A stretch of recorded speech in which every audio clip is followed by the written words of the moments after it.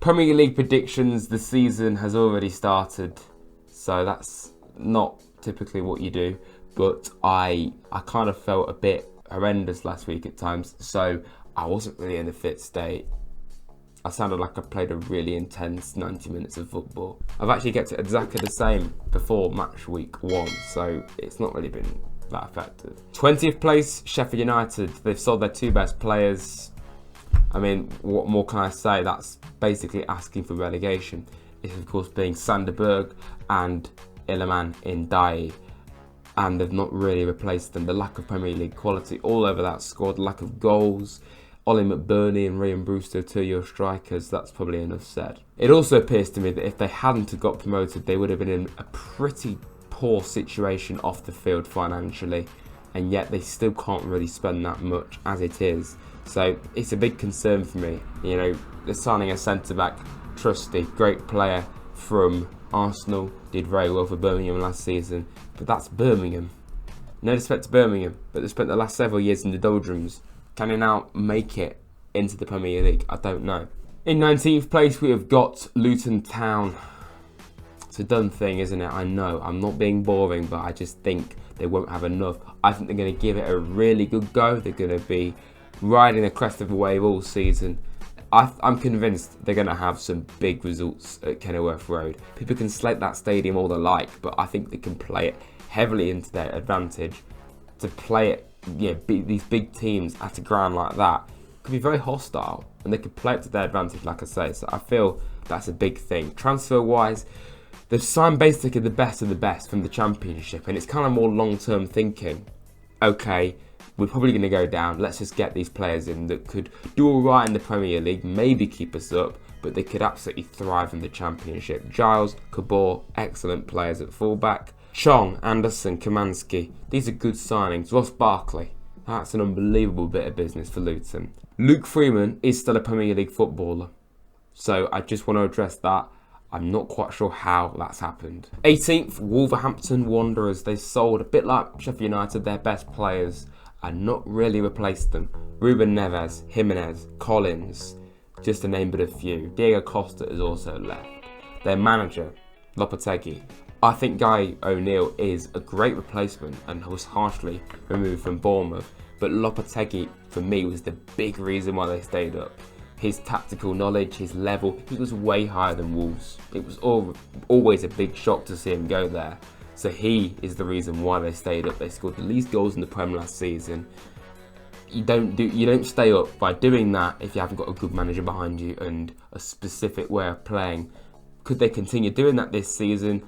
Without them star players, without really investing in the squad, a lack of identity is very apparent at Wolves the last several seasons, and I feel it's going to catch up on them. 17th, I've gone with Everton. Sean Dyche, excellent manager, big asset for them, and could be a big reason why they stay up again. But the striker situation concerns me at Everton. They've only really got Calvert-Lewin and Mopé. Mopé's not good enough. Calvert-Lewin is always injured, so get a striker. I do like some of the signings that they've made. Jack Harrison being confirmed very recently as a new Everton player, as alongside Danjuma as well. I do like that. I do like that business. And yes, Danjuma and Damari Gray can play up front, but I'm talking a proper number 9. I think Everton lack it big time. Ashley Young, not long term, but a good bit of business, a good option for Everton to have, I suppose. Yeah, Brathwaite and Dele Alli could be like brand new signings as well, coming back from their loans last season. I think Everton, they've got some decent players in there. James Garner, what unbelievable, outstanding footballer he is. Not biased at all saying that. 16th, Burnley. Love what they're about. Great manager in Vincent Kompany. A completely and utterly different sort of Burnley to what we saw when they were last in the Prem. None of this long ball, boring football anymore. They play some really attractive football. It's about how can they translate that now into the Premier League. And they had the biggest learning curve possible, starting against Man City. And they did pretty well, I thought, against the opposition that we're facing. So if they can do that against City, they can definitely do it against, technically easier sides. I think Burnley will be more than fine when it comes to looking at it like that. It's a very different squad. Only one player against Man City that started that game got relegated initially in Connor Roberts. 15th, Crystal Palace. I mean, they could definitely come higher than this. I'm being a bit harsh on them potentially here. They're a solid, stable Premier League side under Roy Hodgson, about as solid as you can get.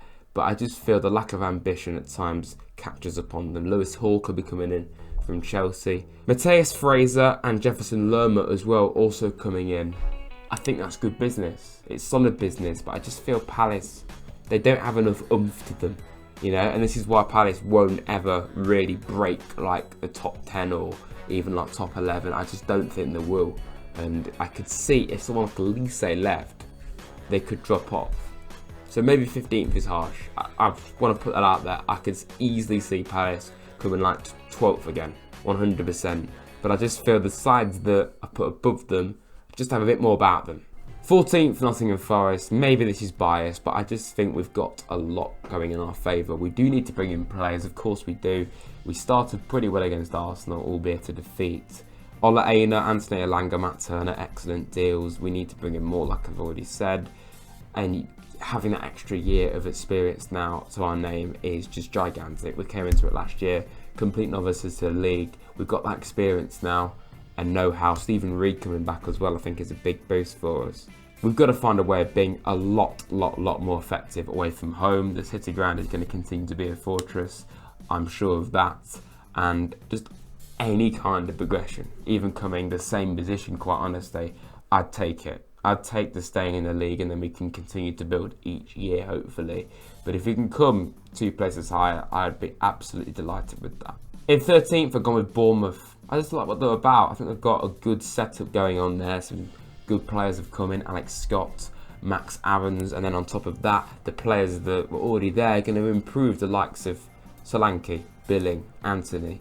New manager, of course, and a bit of an unknown quantity, but it was tough getting rid of Gary O'Neill like they did, but I understand why they did it as well. They needed to, they wanted more than anything to push themselves. They wanted to show ambition, and deep down they could do better than Gary O'Neill, and I hope that this is a good move for them. In 12th place, I've got Fulham. They could easily come 10th again. Honestly, I like what they're about. They've kept Silva currently, they've kept Willian, they've kept Mitrovic. They could still leave. Keeping them though currently is absolutely vital. Jimenez coming in, he's not been the same in recent years at Wolves, but ultimately he could still bounce back. Maybe a fresh start is what he needs. Bassi coming in from Ajax, a good centre-back. Didn't have the best plaudits at Ajax from what I can tell, but I do think it's still a good young player to bring in, especially for like a mid-table Premier League side. I do feel the drop-off is possible if they do lose someone like Mitrovic, and they probably could still do with a couple more players to come in my opinion, to really kick on or at least stay where they were, to be honest. Anthony Knockout is still a Premier League player though. 11th place, the day I'm recording this, they've just signed James Ward-Prowse. It is, of course, West Ham United. Lost Declan Rice for £100 million, Europa League again. They've done well in recent years in Europe, had some brilliant memories, I'm sure. And I think they could go far again in Europe because they just seem to have that knack about them of doing that. And I think they could do the same this year. So could that affect them in the league? I think they'll do a bit better in the league this season than getting Harry Maguire. Of course, a player that is heavily criticised, but I feel West Ham could actually be a very good fit for him. It could be the fresh start that he needs. And they've already brought in Alvarez from Ajax, that midfielder, to replace Rice. So they've quite clearly got a big urge to replace Declan Rice with multiple midfielders that are technically stronger, or maybe together can be stronger than what Rice offered. David Moyes, though, and off the field, there has always been a bit of a rumbling going on, and that is kind of an issue. It took them a long time to spend, so again, I think that might hold West Ham back a little bit. 10th place, Brentford, just a really good example of how to run a football club, having been recently promoted. No Ivan Toney, of course, for the first half of the year, but I really don't think it's too much of an issue. I really don't, because Brentford, they've shown that they can very comfortably operate against anyone, even without Ivan Toney. And Bomo goes well under the radar. Lewis Potter could potentially push on this year. They've got Witzer as well, and of course Sade, who did actually go under the radar as well at Brentford last season. This is just in their attack. Nathan Collins coming in. I think that is such an underrated bit of business from Wolves. And then again under Thomas Frank, that incredible record against the Big Six. they'll be more than solid in my opinion again. 9th place, and again, there's not really any reason why I should drop these guys off, but it's more of a case of other teams just rising back up to the level that you'd expect them to be at. It's Brighton. I think Brighton could easily come 6th, 7th again, but I just, something about me thinks they're going to drop off, and it's not a negative that. 9th is still great for them. I think they could quite easily win the Europa League. I know Liverpool are in it, but I think Brighton could go a long way in the Europa League. Could it affect them? They've literally never had to deal with European football before, so how will that affect them? That's negative, I know. They've lost McAllister, they've lost Casado, but that doesn't matter, because Brighton always lose top players and then always replace them with great ones or hidden gems. Daoud is an excellent bit of business from Dortmund. James Milner, it's not long term, but it's a proven solid Premier League player. You know exactly what you're going to get. João Pedro from Watford as well, scored in his debut. New goalkeeper's come into a place. Robert Sanchez has gone to Chelsea. It's been a pretty busy summer for Brighton, and certainly one of making a lot of money, because that Casado deal, they're going to get a huge amount of money for him. 8th place, I've gone with Spurs. They're Spurs, really, aren't they? They're just going to be inconsistent beyond belief. I really do like Ange Postecoglou. Amazing manager, great guy, and I like the vibe that he brings to this Tottenham side. And I think they've got a good manager there, but I just don't know if they're stable enough off the pitch. There's been a lot of rumblings with Daniel Levy. Spurs fans do not like him at all. And ultimately, you saw how toxic it was at the end of last season. I think even if Spurs can have like a good start to the season, any form of drop-off, it can turn very toxic very quickly at Tottenham. And I think that's a big thing going against them. I like the business that they've done. They've permanently signed Porro and Kulusevski, bringing in Madison and Mickey van de Ven. Hope I said that correctly. New centre-back from Wolfsburg. They've lost Harry Kane. Their absolute star man, their talisman, their top scorer of all time. That could massively hit them. They need to desperately get another striker. There's absolutely no way Spurs can not replace Kane. They've got all that money to spend now. They've got to go out and get someone pretty big. I don't know who they're going to get, but they need to. Based off how they did on the opening day of the season, I should swap these two around, but I'm going to stick with it. Newcastle United. They could easily get top 4 again. I think they could. I don't think they will, because of the rise of certain teams coming back up to where you'd expect them to be. But my point is they could still come higher than where I put them. 7th is potentially a stupid decision, but in the Champions League, it could affect them. How do they balance that? What's their priority? I think the Champions League, even I'm excited to see them playing the Champions League at St James's Park. That would be just the most unbelievable atmosphere. So that would be something very special. Eddie Howe, an incredibly underrated manager. Everyone says it's to do with the money. And yes, it's a big part as to why Newcastle have risen, but Howe is a big reason. Tonali, Barnes, Livramento, brilliant bits of business. You can't fault them there. I just feel ultimately deep down the squad depth, can it handle playing Tuesday, Saturday, and then being against these top guns in the Champions League? That's the only concern I've got with Newcastle. 6th place, they had an absolutely horrendous start to the season against Newcastle, but I'm going to stick with it. Aston Villa. They're still in a really good place. One result means nothing. I think they could win the Conference League. So again, a bit like Brighton, a bit like Newcastle. European football to contend with for the first time in a long while. Transfer-wise, I mean, it's a very exciting time to be a Villa fan. Pau Torres, Moussa Diaby, brilliant bits of business. Tielemans for free is just outstanding. That's incredible business for free. Really good feel-good factor. I think Villa Park would be a tough place for any side to go this season. And it is literally Emery. It is Emery that's done all this. You look where they were a year ago under Gerrard, a complete shell of what they are now. 5th place, Chelsea. There's a lot to contend with at Chelsea. There's still lots of new players to try and gel into that squad. Nico Jackson has come in, the centre-back that I can't pronounce, that scored against Liverpool in the opening day of the season. He's also come in for £45 million. Robert Sanchez, Levi Colwill will essentially be like a new signing. They've got Nkunku, but he's injured straight away, so that's not ideal. N'Golo Kante, Azpilicueta, Aubameyang, Loftus-Cheek, Pulisic, Koulibaly, Kovacic, Mount, Havertz. That's just a few. There's a couple more that they've got rid of as well, either on loan or permanently. They needed to do it, but to get rid of all them in one go, most of them to Saudi Arabia is, I mean, fair play to them. They're not mucking about. It's still not what they want. They don't want to be fifth. Chelsea want to be top 4 minimum. But I feel this has to be seen as a good season based off how they did last year. Fifth place, Manchester United.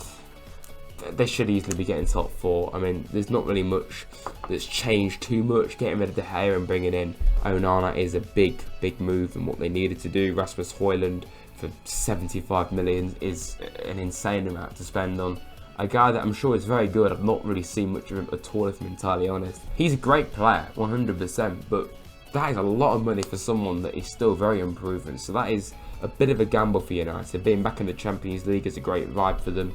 Bringing in Mason Mount is one I didn't expect them to do. But they've lost Phil Jones. And they could be about to lose Harry Maguire. Obviously, they've also lost Elanga and Telles. And I do feel under Ten Hag, they're heading in the right direction. They literally have got to trust the process. Third, Liverpool. They're going to bring in a few more players, you'd think, but bringing in Diaz and Jota, it is like new signings, essentially. I know it's a cliche phrase, but I just think it is literally that. Having 2 key players injured for most of last season hit them very hard. They had a great end to last season. That momentum can be in their favour this time. Szoboszlai and McAllister coming in, 2 excellent signings. They still want Lavia. They missed out, of course, on Castillo to Chelsea. But they've got the Firmino, Milner, Keita and Oxlade-Chamberlain. They've all left. And Liverpool should be firm favourites to win the Europa League. So I think Liverpool could maybe push for the top spot at times this season, but I don't think they'll win the league. I don't think there'll be big threats to the title, but I think they'll be much stronger than last season, essentially. Second place, Arsenal. I love what they're about. They're going about it in a very good way. Rice, amazing signing. I think he did very well against us on his debut. Havertz, Timber, he did get injured on his debut though, so that's not ideal. They need more, in my opinion. I feel they could get another striker in. That wouldn't go amiss. They're going to be getting David Raya. David Raya, amazing goalkeeper, as well as Aaron Ramsdale, who now plays for Forest. How mental is this photo, by the way? Yeah, I think Arsenal, it's the first season in a very long time where they can enter it and not just think, yeah, we can get Champions League here, be comfortable in the Champions League, be a strong side, but we can actually win the league. Like, that's actually an expectation. And obviously first, Manchester City. I mean, what can I say? They're just absolutely outstanding. Won the treble.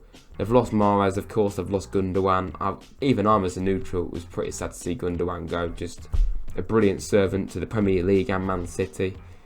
But they're just, I don't see them being affected. They're going to get Paqueta potentially. They're going to get Doku. Kovacic and Guardiola, I can't say his name. It's similar to Guardiola, that centre-back that's signed. I mean, just strengthening an already outstanding team. They couldn't do it on a cold February night though, could they? At the City Ground. Yeah. I mean, they still won the treble, so I don't really think they're bothered. They are my Premier League predictions, everyone. I do apologise for the fact that they are late. It did actually kind of give it a different vibe, the fact that I've at least seen each team play once now in the Prem. Please let me know your thoughts in the comments below. Don't be too offensive or stupid, because there's just no need for that. Do your predictions as well. Like and subscribe to the channel, and I'll see you soon for the Sheffield United coverage. Thank you.